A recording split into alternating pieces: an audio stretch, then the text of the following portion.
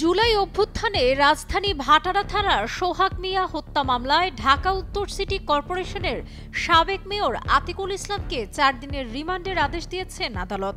সোমবার ঢাকার metropolitan magistrate Zakir হোসেনের আদালত শুনানি শেষে এ আদেশ দেন।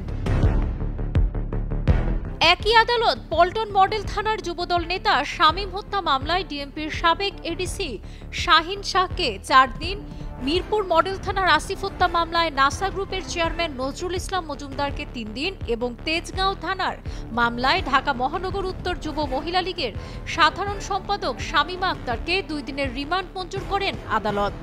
এছাড়াও রাজধানীর বিভিন্ন থানার হত্যা ও হত্যাচেষ্টা মামলায় গ্রেপ্তার দেখানো হয়েছে মন্ত্রী আমির হোসেন আমু, সাবেক সংসদ সদস্য সাদেক খান, পুলিশের সাবেক মহাপরিদর্শক চৌধুরী আব্দুল্লাহ আল মামুন, নাসা গ্রুপের চেয়ারম্যান নজরুল ইসলাম মজুমদার, সাবেক স্বরাষ্ট্রমন্ত্রী আসাদুজ্জামান খান কামালের ছেলে সাফি মোদাসির খান জ্যোতি, ডিএমপির সাবেক ডিসি মশিউর রহমান ও এসি রাজন কুমার সাহা সহ 12 আসামিকে।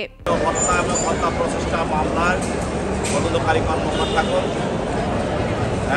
ছাত্রীরার বিভিন্ন স্তরের সহযোগী এবং জুলাই বিপ্লবের সময় তাদের ভূমিকা ছিল অগ্রগণ্য। তাদের মধ্যে 12 জনকে আজকে বিশ্ব আদালতে উপস্থাপন করা হয়। তার মধ্যে ছিল সাবেক অবৈধ মন্ত্রী আমির হোসেন আমু, সাবেক অবৈধ ঢাকা উত্তরের মেয়র আতিকুল ইসলাম এবং সাবেক অবৈধ এমপি সাদেক খান এবং পুলিশের সাবেক আইজিপি চৌধুরী আব্দুল্লাহ আল মামুন এবং সাবেক অ্যাক্সিস ব্যাংকের চেয়ারম্যান জনাব নজরুল ইসলাম। উল্লেখযোগ্য, এদের মধ্যে ডিমান্ড চাওয়া হয় মেয়র আতিকুল তার বিরুদ্ধে। এটা একটি হত্যা মামলা। এই মামলায় শেয়াজান নামী আসামি, তার বিরুদ্ধে 5 দিন রিমান্ড প্রার্থনা করা হয়। বিচার আদালত 4 দিনের রিমান্ড মঞ্জুর করেন এবং আরেকটি মামলায়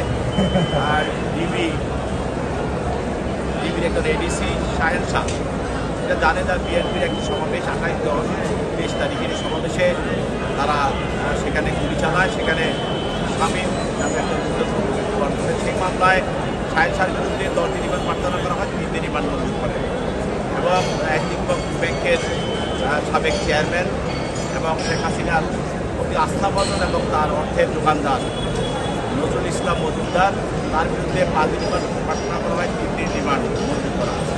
এছাড়া আরেকজন যুব মহিলা লীগের ঢাকা উত্তরের সাধারণ সম্পাদক এবং ওয়ার্ড কমিশনার শামীমা আক্তার, তাকেও একটি মামলায় রিমান্ড চাওয়া হয়, তার বিরুদ্ধে 2 দিন রিমান্ড। শেখ ফরিদের পাঠানো তথ্যচিত্রে ডেস্ক রিপোর্ট, সাবরিনা কাজী, কালের কণ্ঠ।